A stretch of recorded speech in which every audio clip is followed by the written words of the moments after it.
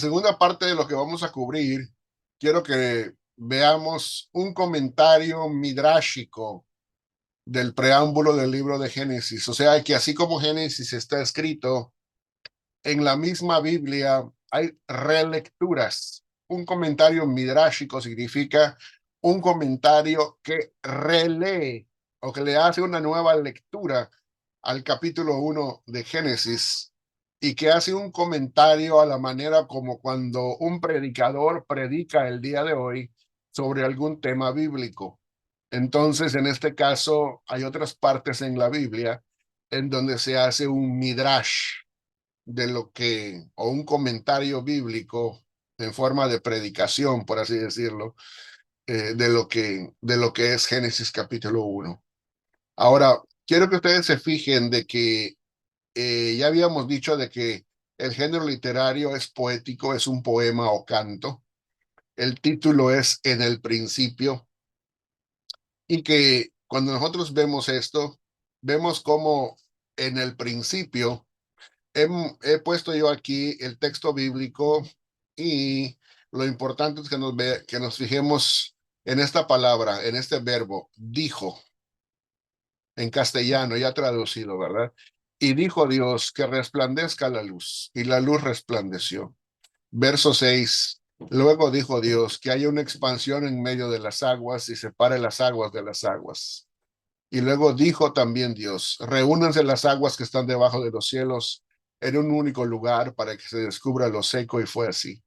Después dijo Dios, produzca la tierra hierba verde, hierba que dé semilla, árbol que dé fruto según su especie, cuya semilla esté en él sobre la tierra, y fue así. Ahora, quiero que se fijen que tanto aquí como en el que sigue, quiero que ustedes vean también el que sigue, y ahí sigue diciendo en el verso 14.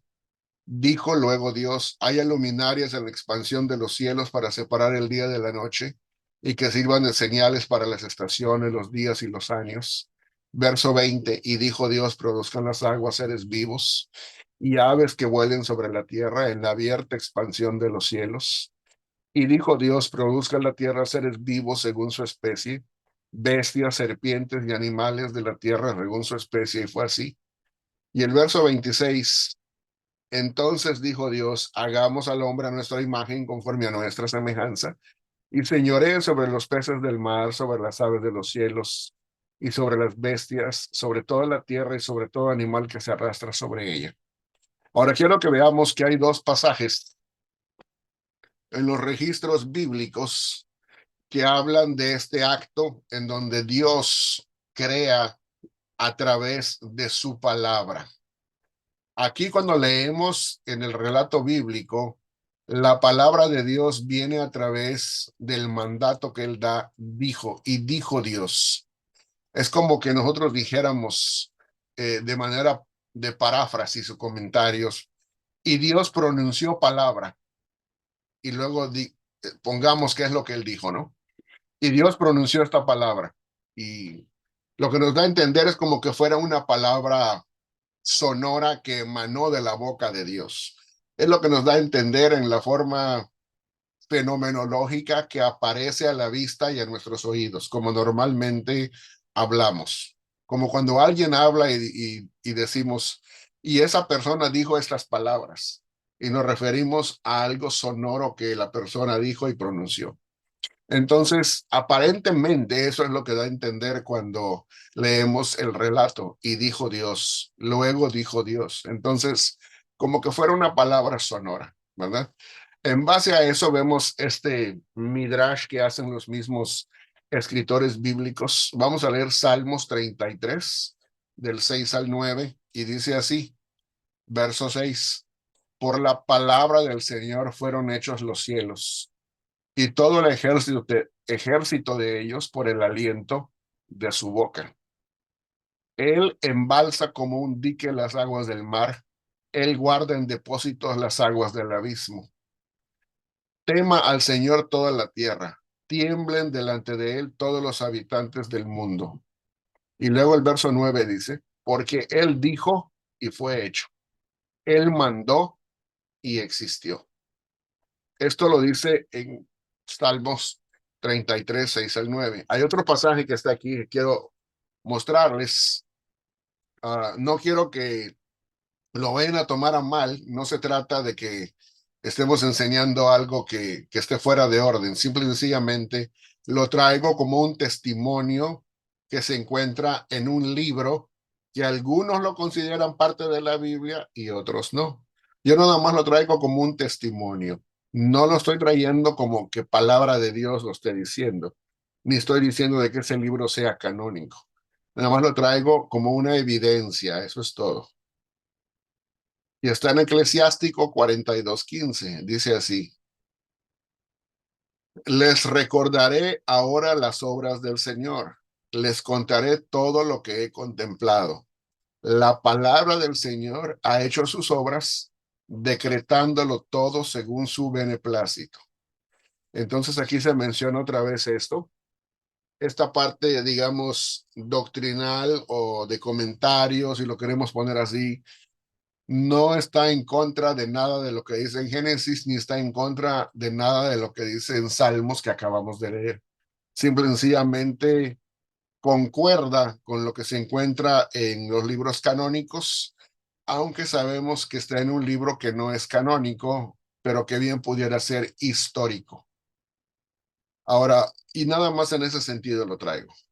Ahora bien, esto lo encontramos ya en tiempo posterior al Génesis. Ahora quiero que veamos algo muy interesante que se encuentra en Proverbios, capítulo 8, del 22 al 30, que también habla de en el principio.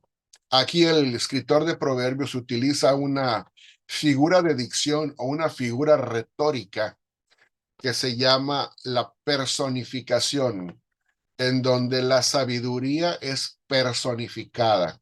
O sea, se le atribuyen o se le dan atributos como si fuera una persona, aunque sabemos que la sabiduría no es algo que sea una persona. Entonces, vamos a ver cómo es que la sabiduría es personificada aquí. Y fíjense cómo dice: título en el principio. ¿Por qué? Porque se refiere a ese tiempo, al mismo tiempo del Génesis 1. Dice así: el Señor me poseía ya de antiguo, antes de sus obras. Eternamente tuve la primacía desde el principio, antes de la tierra. Fui engendrada antes que los abismos, antes de que existieran los manantiales de abundantes aguas, antes de que los montes fueran formados, antes que los collados, ya había sido yo engendrada. Cuando él aún no había hecho la tierra, ni los campos, ni los primeros granos de arena del mundo. Cuando formaba los cielos, ahí estaba yo. Cuando trazaba el círculo sobre la faz del abismo, cuando afirmaba los cielos arriba, cuando afirmaba las fuentes del abismo, cuando fijaba los límites al mar para que las aguas no transgredieran su mandato, cuando establecía los fundamentos de la tierra, con él, o sea, con el Señor, estaba yo, es decir, la sabiduría, ordenándolo todo. Dice esto, la que estaba allí con el Señor y lo vio todo. Me llamo la sabiduría de Dios. Eso su servidor lo puso abajo nada más para hacer sentido de lo que acabamos de leer, que es del versículo 22 al 30. Vuelvo a repetir, aquí se utiliza una figura de dicción que se llama la personificación, en donde se le dan atributos de persona a la sabiduría, que es un rasgo o un atributo impersonal. Pero esa es una figura de dicción. Ahora bien, ya cuando llegamos al Nuevo Testamento, vamos a ver cómo es que los escritores del Nuevo Testamento también hacen un midrash de lo que van leyendo del Antiguo Testamento. Por ejemplo, Pablo dice en 1 Corintios 1:24, mas para los llamados, así judíos como griegos, Cristo, poder de Dios. Y luego dice, y sabiduría de Dios. O sea que aquí Cristo ya es una persona. Lo que antes estaba nada más personificado en, por así decirlo, en capítulo 8 de Proverbios, ya aquí está totalmente desarrollado como una persona. Ahora, lo que sigue es muy interesante, porque si lo logramos congeniar o correlacionar de la manera indicada, nos va a hacer perfectamente sentido. Dice así en Apocalipsis 3:14. Escribe al ángel de la iglesia en la Odisea, el amén.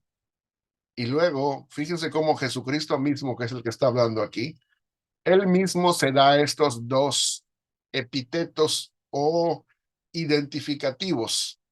Dice, el testigo fiel y verdadero se llama a sí mismo, él se llama a sí mismo el testigo fiel y verdadero. Y segundo, el principio de la creación de Dios. Ahora, los testigos de Jehová tratan de decir que cuando él se llama a sí mismo el principio de la creación de Dios, dan la explicación ellos de que él es el primer ser creado, que él fue el primer ser en ser creado, pero no significa eso. Fíjense que la clave está en la primera frase que dice el testigo fiel y verdadero. ¿Por qué dice el testigo fiel y verdadero? Porque él como persona se equipara o se hace equivalente a esa sabiduría de Dios personificada que estaba en el capítulo 8 de Proverbios. Por eso les puse acá, dice, la que estaba allí con el Señor y lo vio todo. O sea, la sabiduría es la que era el testigo fiel y verdadero, la que estuvo allí a la hora de estar el Señor creándolo todo en cuanto al mundo, en cuanto al universo, y lo vio todo, o sea que era el testigo fiel y verdadero en un sentido personal, ocular. Ahora aquí, en este concepto, nada más es una personificación, pero aquí el testigo fiel y verdadero ya deja de ser una personificación y se convierte en una persona divino-humana, dando a entender que anteriormente nada más era una persona humana. Y luego él mismo se llama el principio de la creación de Dios, dando a entender que él es el que está referido en el principio, cuando la creación ocurrió. Entonces, dice esto Jesucristo, ¿verdad? O sea que la sabiduría de Dios, el testigo fiel y verdadero y el principio de la creación de Dios, no es otro personaje más que la sabiduría personificada en Proverbios 8:22 al 30. Esto es un midrash, hicieron los escritores del Nuevo Testamento. Lo hizo Pablo en Corintios y lo hizo Juan en Apocalipsis. Pero hay más. Vamos a ver, dice aquí del Evangelio de Juan. Se refiere al capítulo 1, verso 1. Dice así, cuando Dios creó los cielos y la tierra era un caos total. Las tinieblas cubrían el abismo y el Espíritu de Dios se movía sobre la superficie de las aguas. Y dijo Dios que resplandezca la luz, y la luz resplandeció. Y Dios consideró que la luz era buena y la separó de las tinieblas. A la luz la llamó día y a las tinieblas noche. Y vino la noche y llegó la mañana, ese fue el primer día. Y decíamos aquí, resplandezca significa aparezca en escena, ¿verdad? Ahora, veamos cuál es el midrash que hace en Juan 1, del 1 al 5, sobre este mismo pasaje. Dice, en el principio era la palabra, y la palabra estaba con Dios, y la palabra era Dios.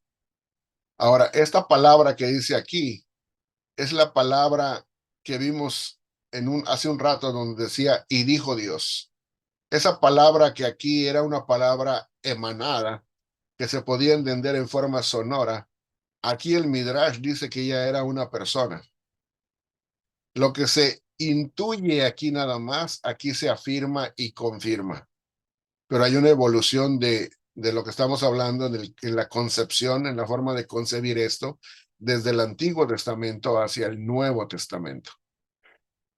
Luego tiene aquí, en el principio esta palabra estaba con Dios, y luego dice, todas las cosas por medio de él fueron hechas. Aquí ya nos dice que esa palabra que nada más se intuía en el capítulo 1, en el verso 3 y en los otros pasajes que vimos, ya aquí es no solamente personificada, sino que ya se le da una persona completa, como un ente completo. Dice, todas las cosas por medio de Él, dice la Escritura, por medio de Él fueron hechas y sin Él nada de lo que ha sido hecho fue hecho. Aquí está hablando todavía en el tiempo del principio.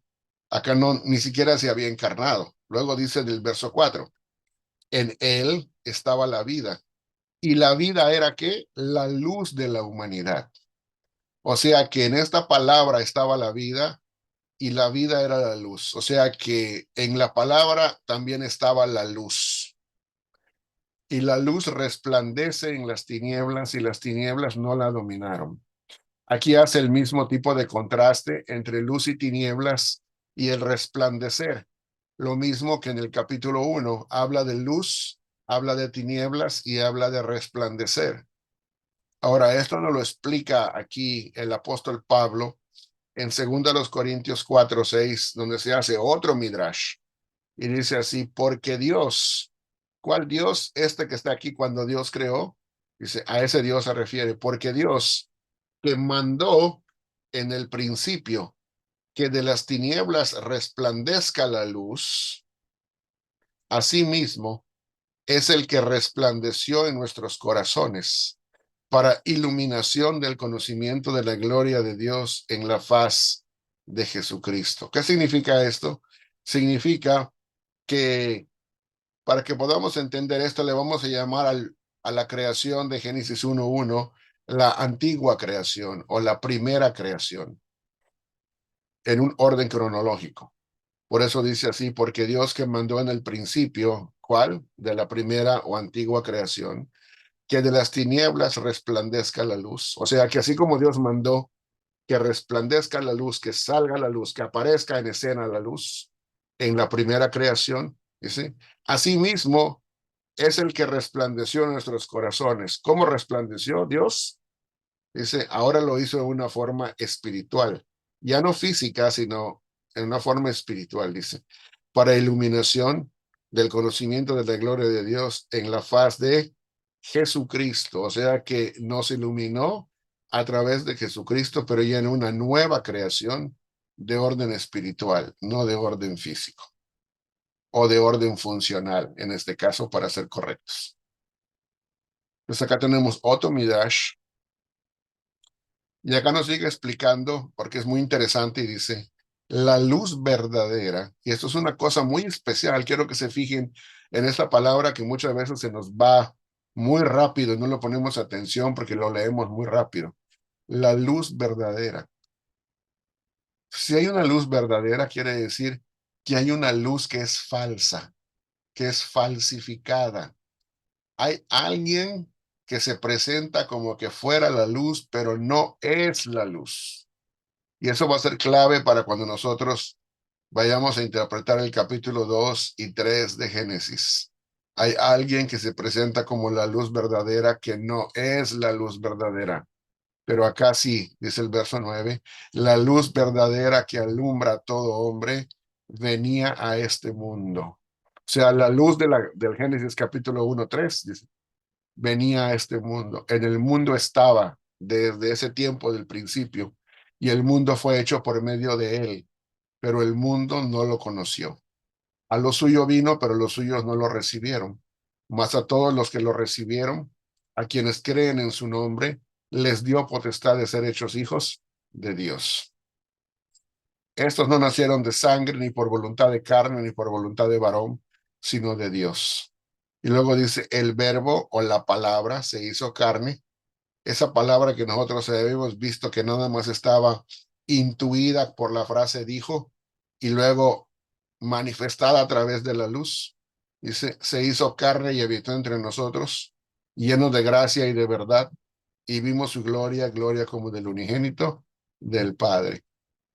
Y finalmente tenemos este, que es un himno cristológico, que también está en la epístola a los Colosenses. Es un himno que se llama Cristo es el primogénito, donde dicen Colosenses 1 del 15 al 17. Cristo es la imagen del Dios invisible, el primogénito de toda creación. Una vez más, los testigos de Jehová tratan de decir que Él es el primero en ser creado de la creación, pero aquí primogénito no significa eso. La palabra primogénito va a ser explicada por tres frases que vamos luego a resumir en la parte de abajo. ¿Por qué es el primogénito de toda la creación? Primero, porque en él fueron creadas todas las cosas, las que hay en los cielos y las que hay en la tierra, visibles e invisibles, sean tronos, sean dominios, sean principados, sean potestades. Todo fue creado y acá hay dos razones más por las cuales él es el primogénito, por medio de él y para él. Son tres razones.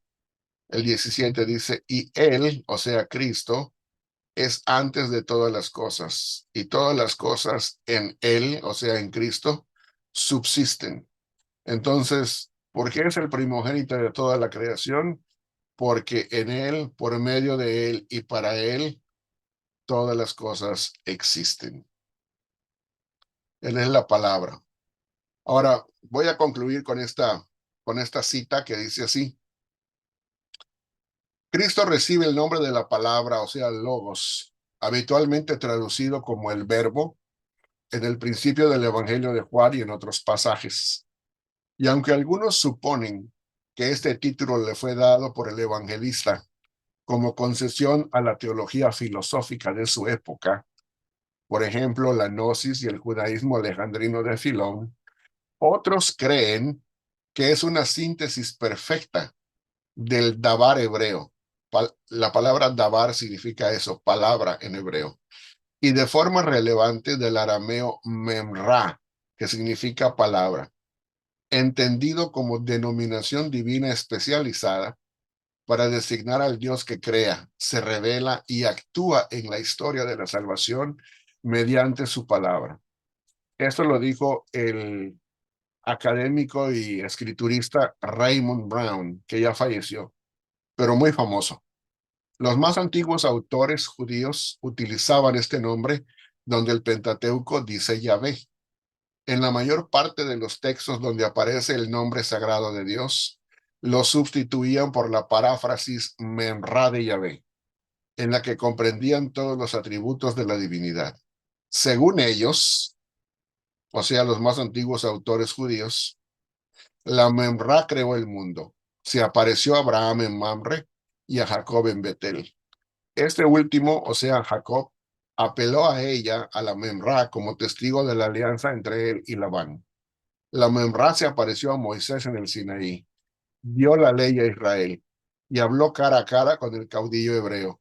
Marchó delante del pueblo y posibilitó la conquista de la tierra prometida. Era fuego consumidor para todo el que violaba la ley. En todos estos casos, la Memra se refiere al Dios Todopoderoso. Esta palabra, por tanto, era Dios, y tal era la opinión de los judíos cuando se compuso el Targum. Esto lo escribió Juan María Tellería, artículo Palabra de Dios, en el Gran Diccionario Enciclopédico de la Biblia por Editorial CLIE, páginas 1876 a 1877. Y nada más quiero terminar con esto que concuerda completamente con lo que dice aquí Juan María Tellería. Dice aquí en Judas 5, la epístola de Judas, y quiero recordaros a vosotros que sabéis todas las cosas, que Jesús, habiendo salvado al pueblo de Israel de la tierra de Egipto de una vez para siempre, después destruyó a los que no creyeron. Aquí dice ya declarativamente Jesús. Judas 5, Nuevo Testamento de la Biblia textual, cuarta edición, basado en la edición griega del texto de Nestle Aland, 28ª edición. Y cerramos aquí con estas dos preguntas. Con base en la forma en que se ha estructurado todo el preámbulo general, se puede concluir que estamos ante un poema o un himno hacia Dios, que tenía muy posiblemente la intención de ser cantado, entonado o recitado, orado, en el servicio de la liturgia sinagogal o personal. No debe ser visto o interpretado materialmente, como si fuera un relato científico de la creación. Y ahora tenemos estas dos preguntas. ¿Cuántos personajes aparecen en escena dentro del primer acto del libreto de este poema? Y la respuesta es, habíamos dicho en la quincena anterior, sin haber hecho el Midrash, que aparentemente eran dos. pero ahora son aparentemente tres. Uno que está identificado como Dios, el segundo el Espíritu de Dios y el tercero la palabra o la luz de los versos 1 al 3. La palabra y la luz es el mismo personaje.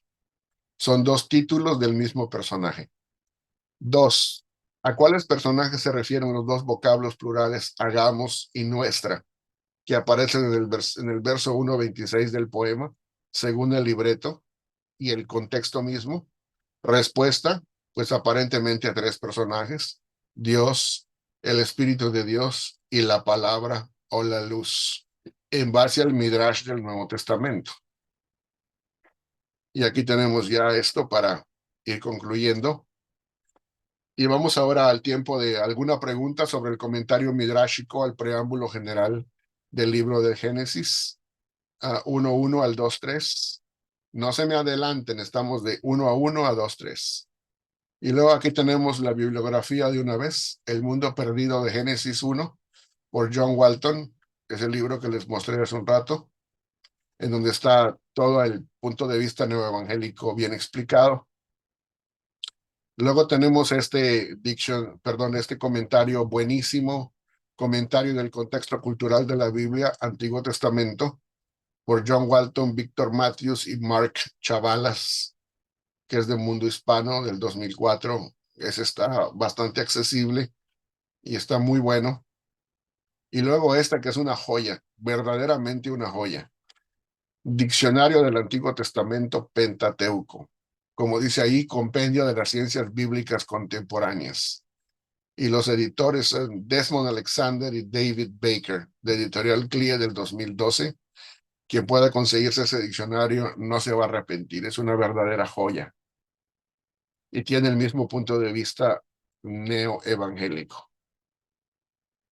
Y en los libros de la Biblia, la historia del pacto que seguimos leyendo de la Editorial Bíblica del 2019, ahí pueden seguir leyendo según cómo está, sin numeración de capítulos y versículos, sino que está poéticamente, y también todos los demás capítulos de la manera acorde. Bueno, vamos a los comentarios finales y también a las preguntas finales. Con esto acabamos la exposición y vamos a regresar a un tiempo con todos ustedes.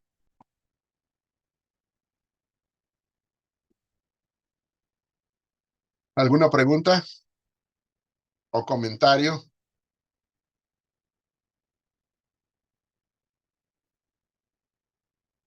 Pero no todos al mismo tiempo. Ah, Sí, Rodrigo.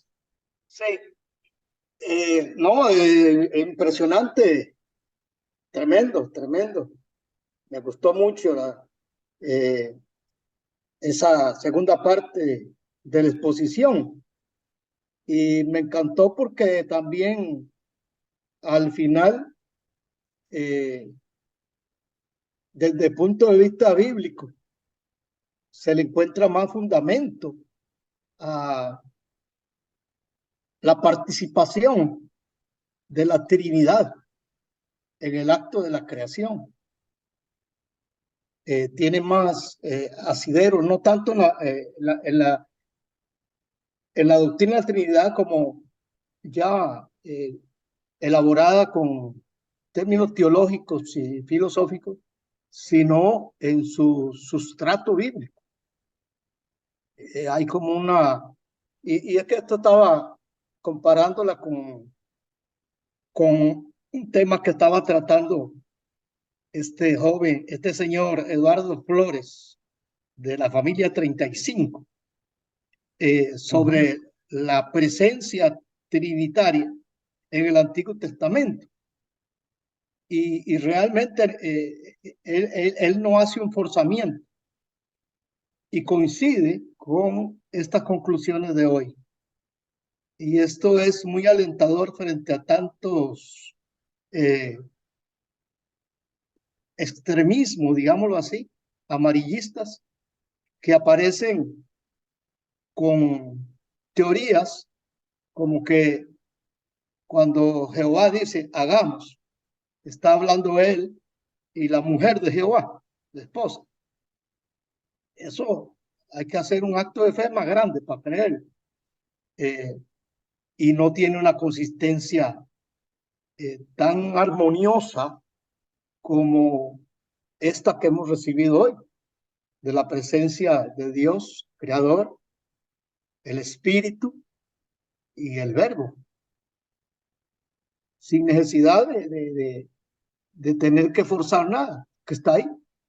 Entonces, para mí es como haber vuelto a estudiar teología, pero de otra perspectiva. Y tiene que ver con esto de la primera parte de la clase, de lo funcional. Es decir, el haber superado ese lastre de paradigma de lo material y de lo cultural mitológico para negar lo material de los fundamentalistas, del lado de los liberales y de los liberales del lado de los fundamentalistas, el superar esa, esa dialéctica, superarla, ha sido a través de este nuevo enfoque. Así que muchas gracias por ese aporte. Gracias, hermano Rodrigo. ¿Alguien más? ¿Alguna pregunta o comentario? Sí, Benjamín, saludos. Sí, adelante, Richard. Sí, sobre Génesis 1, eso de la función es muy importante porque yo creo que si hubiese querido el escritor poner un orden de días, meses o años del universo completo, no hubiera puesto el sol en el cuarto día, porque la luz vino primero. No hubiera puesto las estrellas en el cuarto día. Entonces, por la ciencia nosotros sabemos que la luz tarda millones de años en que nuestros telescopios o observatorios pueden detectarlo, porque es que está muy lejos.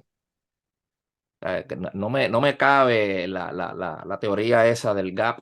¿Cómo es que se llama en español? La brecha. La Sí. teoría de la brecha. Ajá. No cuadra, ven, no cuadra. Y es que si no, el sol hubiera ido el primer día y el resto del universo. Y cuando habla de estrellas, está hablando del universo, pero al estar en el cuarto día es función. ¿Y la función qué es? Alumbrar de noche. Creo que está muy claro. Sí que excelente clase, estimado profesor. Gracias. Sí. Sí, como dijimos, ¿verdad? Y por eso pusimos el postulado del creacionismo, que tiene sus variedades, pero la realidad es que aún con todas sus variedades, que tiene sus diferencias entre ellos mismos, todos están dentro del mismo paradigma o parámetro de interpretar materialmente el relato de la creación desde un punto de vista científico. Y creo que ese es el escollo más grande que tiene en sí mismo. Aunque quieren ser literales a la letra del texto, el problema es que lo hacen a través de un concepto y un parámetro cultural que les impide ver el concepto cultural antiguo y lo interpretan a la luz del concepto cultural moderno europeo, ¿no? Entonces, y es que todo ese tipo de revolución de concepto de cómo es que hemos caído en eso, viene desde el tiempo de la ilustración o la iluminación. Después del Renacimiento viene ese movimiento de la ilustración o iluminación en Europa y eso cambia todo el paradigma en la forma de pensar de la gente. Y nosotros somos el resultado de eso, ¿no? O sea, somos hijos de nuestra época, en pocas palabras, ¿no? Entonces, si queremos regresar al concepto antiguo de Génesis, capítulo 1, tenemos que deshacernos de ese lastre, ¿verdad? O poder marcar la diferencia y poner eso aparte por un lado, porque es así como piensa nuestra cultura el día de hoy, pero tenemos que hacer a un lado eso para poder ver el punto que queremos comunicar de una manera correcta, ¿verdad? Y como dice al final el propio autor, cuando ustedes lean su libro, este punto de vista funcional le da más honra y honor a Dios todavía, porque es más bíblico y enfatiza de una mayor. Fíjense, lo que el autor está diciendo es lo siguiente, que lo podemos poner en términos simples. no solamente creó el universo material del Señor, sino que le dio todo el propósito y funcionalidad que tiene el día de hoy. Y hasta el día de hoy, Él se encarga de mantenerlo en ese funcionamiento. O sea, más que la creación material, como antes nos enseñaban que Dios nada más creó el mundo allá y como que luego se sobrecogió y se retiró y dejó a trabajar el mundo solo allá con leyes naturales. No, este punto de vista dice, Dios creó el universo físico, sí, aunque no en eso se está enfocando, pero también le dio funcionamiento, le dio propósito, le dio una meta para qué hacerlo, para qué iba a funcionar de esa manera. Y después de eso, dice, no solamente eso, sino que entra al mundo a vivir con nosotros, porque el mundo es el cosmos, es su templo cósmico de él. Empieza, y luego lo vamos a ver cuando leamos el capítulo 2 y el capítulo 3 de Génesis, de que tan es su templo que luego dice que el ser humano lo oía que se paseaba al fresco de la tarde. Dice que Dios se paseaba en el huerto, ¿verdad? Para tener comunión con el ser humano. ¿Por qué? Porque era su templo. Entonces yo creo que lo único que nosotros queremos, que somos tan materialistas, es que diga ya, y construyó un templo, y le pusieron por nombre al templo, y entró al templo. O sea, queremos que lo diga en la forma en que estamos acostumbrados a nuestra mentalidad del día de hoy. Pero tiene todos los señalamientos de acuerdo a la forma antigua de pensar y la forma antigua de decir las cosas. Entonces, lo que pasa es que nosotros desconocemos eso.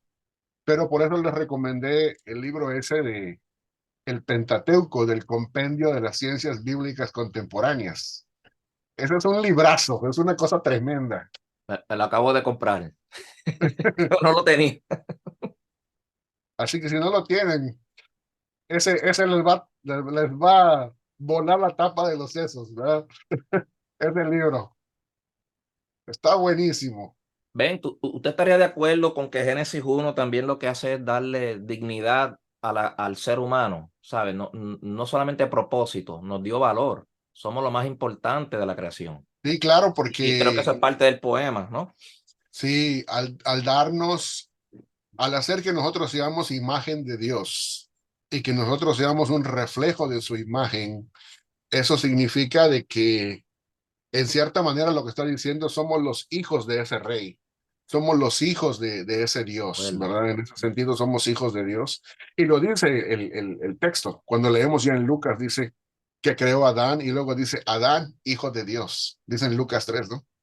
Entonces, ser un hijo de Dios no es una cosa banal, no es una cosa así nada más, ¿verdad? A No es ninguno de poca los cosa. animales le dijo que era hijo de Dios, ¿verdad? Se lo dijo al ser humano, dando a entender que en el ser humano hay un valor intrínseco, hay un valor inherente que trae por ser hijo de Dios, por ser su imagen, ¿verdad? Entonces eso significa que merece respeto, ¿verdad?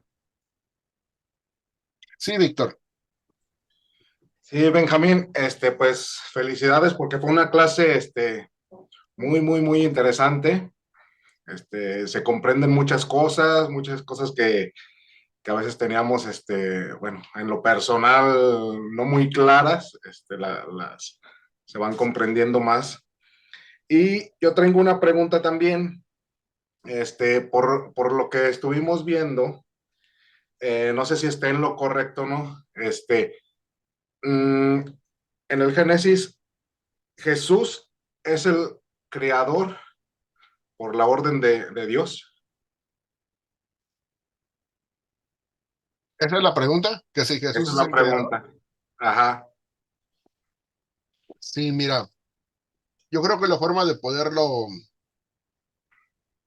ejemplificar, porque cuando llegamos al Nuevo Testamento, voy a decir esto, mira, el relato de Génesis, como decía Rodrigo, tiene un cariz trinitario, pero la Trinidad a lo más en el Génesis y en el resto de la Biblia solamente se puede intuir. No sé si me doy a entender con ese verbo castellano, intuir, ¿verdad? Como que le da un ligero esbozo así, como que te deja entrever entre líneas algunas cosas, pero no tiene una declaración explícita, porque la misma Biblia, te voy a poner un ejemplo. Como ya habíamos visto que la Biblia es toda una serie de actos de una historia completa. Entonces, es como cuando en una película está siendo representada a través de actos. Y si tú en el primer acto dices todo lo que se tenía que decir hasta el sexto acto, pierde el interés la obra. ¿Sí me voy a entender? Es como que tú veas una película y en la película estén diciendo quién fue el amor final de la protagonista, ¿verdad? Nomás se ve que tiene esa relación, pero nunca se le ve la cara, ¿verdad? Entonces a todos nos deja así como, ¿quién será? ¿verdad? Entonces, si nos dice todo al principio, como que pierde la, este, la tónica, pierde el entusiasmo, ¿verdad? Pues la Biblia está hecha en cierta manera como ese tipo de drama. Se presenta la Trinidad, pero en formas de esbozo, de reflejo. Lo que pasa es que nosotros también desconocemos otro tipo muy importante de literatura que lo vamos a presentar también la próxima sesión, en la próxima clase, que son los tárgumes. Los tárgumes judíos, ahí es donde se empieza a elaborar de una manera, como decía Tellería en el artículo que leímos, de una manera amplia, cuando vienen del exilio y empiezan a traducir la Biblia al arameo y aparecen los tárgumes. Allí se empieza a ubicar bien claro que esa memra de Yahvé o esa palabra de Yahvé empieza a aparecer en muchos lugares ya así. Y dijo la palabra de Yahvé, ¿verdad? Entonces te das cuenta de, como dice el texto, la palabra de Yahvé es la que sacó a Israel de Egipto. La palabra de Yahvé es la que se le apareció a Abraham en Simnar de Mamre. La palabra de Yahvé o la Memran es la que se apareció a Jacob en Betel, ¿verdad? Es la que sacó a Israel de Egipto. Entonces, pero la otra cosa que tenemos que aprender y lo vamos a ver es que la palabra, la Memra de Yahvé, es la que caminaba en el huerto. Y esa memra de Yahvé no es otra que la palabra que nos dice Juan, que es el Logos en Juan 1:1, dando a entender que Jesús es el que estaba hablando. De hecho, cuando nosotros leemos que dice hagamos, la mayoría de la gente interpretaría, ah, no, ese es el Padre hablándole al Hijo y al Espíritu Santo. Pero realmente es el Hijo el que está hablando, porque desde el principio Él es el agente de la revelación de Dios. Por eso dice del Nuevo Testamento, a Dios nadie le ha visto jamás. Dicen en Juan capítulo 1. Dice, el que está lleno de gracia, de luz y de verdad, y es el que vino al mundo, dice, Él es el que nos lo ha declarado. O sea que siempre la función del Hijo ha sido revelar al Padre. Y lo ha sido desde que inició la creación. O sea, no estoy diciendo con eso que el Padre no tenga nada que ver. El Padre es el que ha hecho todo el plan de la creación, pero el arquitecto de la creación es Jesucristo. Y es como cuando alguien que va a construir un edificio, el que dice yo pongo la plata y yo tengo todo para hacerlo y que es entre comillas, el constructor del edificio es el que ordena que se haga algo, ¿no? Pero luego desde otro punto de vista, hay un arquitecto que hace la obra, que hace los planos, que lleva a cabo todo no es el que está poniendo la plata, es el que está haciendo la obra como arquitecto. Pero después hay otro nivel que dice, no, pues no es el arquitecto, son realmente los albañiles los que hacen la obra porque son los que realmente físicamente levantan el edificio. Bueno, pues en la economía de funcionamiento de Dios, el Padre es el que pone la plata, es el que dice quiero hacer esto. Cristo es el arquitecto, el que hace todo el plan, el que hace todo el funcionamiento, el que mantiene todo en su lugar, ¿verdad? Y el Espíritu Santo es el ejecutor, es la mano del albañil que viene a hacer toda la obra. Por eso dice que se movía sobre las aguas. Amén. Es el que hace la acción, ¿verdad? ¿Sí me dio a entender? Perfecto, muy bien, Benjamín. Gracias. Pastor. Sí, hermano Alejandro. Sí, mire, qué bendición es lo que usted está diciendo, porque yo la verdad es que justamente me causaba mucha curiosidad y usted me da la respuesta de lo que yo veía en el libro de Génesis, y también en el Evangelio de Juan, cuando acá en el libro de Génesis habla de la creación, cuando dice en el principio Dios creó, ¿cierto?, los cielos y la tierra. Y acá cuando en el 25, cuando ya habla más en plural y dice, hagamos, ¿no es cierto? En el 26, cuando Dios dice, hagamos al hombre a nuestra imagen y semejanza, ya se comienza a denotar de que no es uno, sino que ya son más. Y la verdad es que cuando uno va acá a Juan, habla de que en el principio eran logos, apuntando al verbo, ¿no es cierto? Apuntando al Hijo, y que este estaba en el principio con Dios y todo existió por él. O sea, como que aquí en Juan le da una, no sé si estará bien decirlo de esa manera, pero le da como una relevancia, ¿no?, al logos, al verbo, de que todo por él, o sea, de que sin él en realidad esto no hubiese sido posible. No denostando obviamente las otras dos personas, sino que en realidad como que él está en el centro de todo y que sin él en realidad no hubiese sido posible, porque acá Juan lo está diciendo de esa manera, que no lo revela así el Génesis de cierta manera. Ujú. Gracias, hermano. Y esto es puro pensamiento, o sea, hay gente que va a decir, bueno, eso es puro pensamiento cristiano, pero yo quiero que ustedes se den cuenta de que la gente a veces no se da cuenta de lo que dice, porque piensan que porque lo escribió o que porque está en el Nuevo Testamento, que eso es pensamiento cristiano. Y se les olvida que todos los escritores del Nuevo Testamento eran judíos. Todos, aún hasta Lucas, que muchos piensan que es el único que no era judío. La gran mayoría de personas piensan que aún siendo gentil, era un gentil convertido al judaísmo, o sea, era un prosélito, ¿verdad? Entonces, si aún así fue, bueno, todos ellos eran judíos. Y aún si Lucas no hubiera sido judío y era plenamente gentil y nunca se hubiera hecho prosélito, aún así, dice al principio de su libro que él lo investigó todo con la gente que sí era judía y dio el relato, entonces quiere decir que lo estaba escribiendo a la usanza judía, ¿verdad? Bueno, el punto es ese, ¿verdad? Ahora, yo entiendo de que hay mucha gente que puede leer el Génesis y todo el resto de la Taná judía y decir, bueno, aquí no se dice nada explícitamente. Yo entiendo eso, no se dice explícitamente con los términos en los que se habla el Nuevo Testamento. Por eso es que creemos que la escritura, nada más la Biblia hebrea o el Antiguo Testamento está incompleta. Es la mitad de la revelación. La otra mitad está en el Nuevo Testamento, que completa los actos de la obra que todavía faltan por ocurrir, ¿verdad?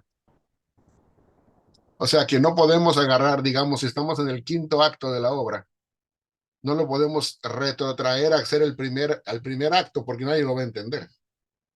Tenemos que empezar con el primero, luego ir al segundo, luego al tercero, luego al cuarto.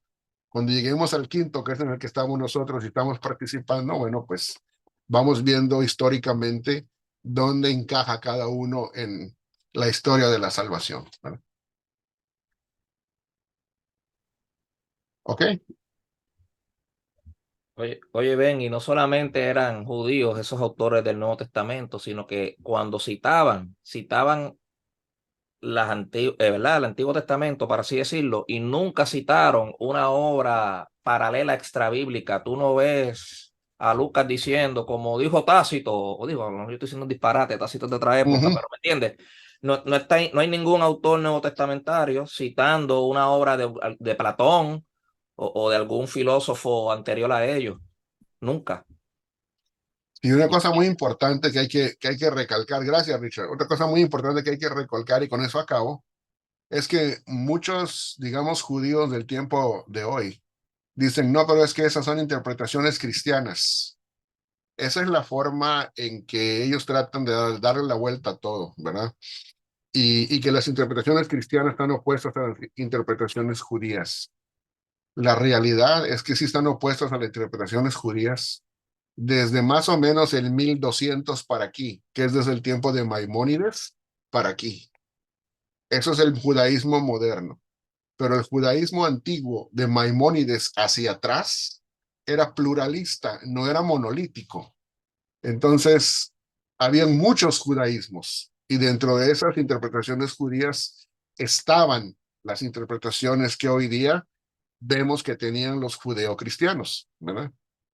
Pero obviamente las interpretaciones de hoy día que dicen, no, el judaísmo nunca ha creído eso. No, esa es el hermetismo y la cerradez de mente que tienen los judíos de hoy día, que han absolutizado las interpretaciones de Maimónides y lo han tomado como la última palabra, ¿no? Pero antes no era así. O sea, ustedes busquen las interpretaciones de rabinos de antes del 1200 y van a darse cuenta que hay una gama de diferentes interpretaciones y dentro de ellas están las judeocristianas, dando a entender que tan judías eran ellas como las otras, ¿verdad? Y si no, pues con consultar las interpretaciones de los esenios, de los manuscritos del Mar Muerto, se da uno cuenta de que el pluralismo era grandísimo. El pluralismo judío era grandísimo en los días de Jesús. No podemos decir así no creían los judíos. Bueno, ¿cuáles judíos? Porque había muchos grupos con diferentes puntos de vista. Pastor, Sí, adelante, eh, hermano. sí, quería hacerle una consulta que quizás me salga un poco del tema, pero ya que toca el tema de los judíos, eh, cuando el apóstol Pablo habla de que todos los judíos, cuando ya se complete el número de los gentiles, todo Israel o todos los judíos serán salvos,